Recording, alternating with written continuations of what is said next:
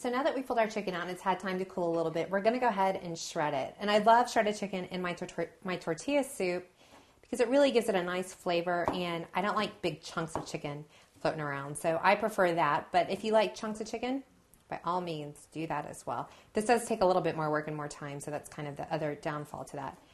And you can do it with your fork, just like so. Just kind of pull it apart. Or you can also do it with your hand.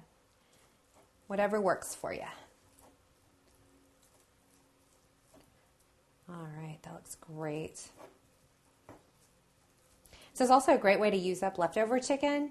If you get one of those chickens from the grocery store, or one of those chicken from the grocery store, the rotisserie chickens, it's a really great way to use up any extra meat, whether it be chicken breast meat or thigh meat or wing meat, whatever it is, just to kind of throw it in there.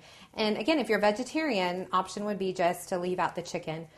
You could actually probably add in some hard tofu to the pot, and it would really take on the flavor of everything else that's floating around in there. So take advantage of the base and add in different things.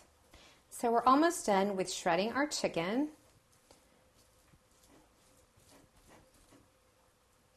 And now that that's all done, I'm going to go ahead and throw it into my pot and let it preheat.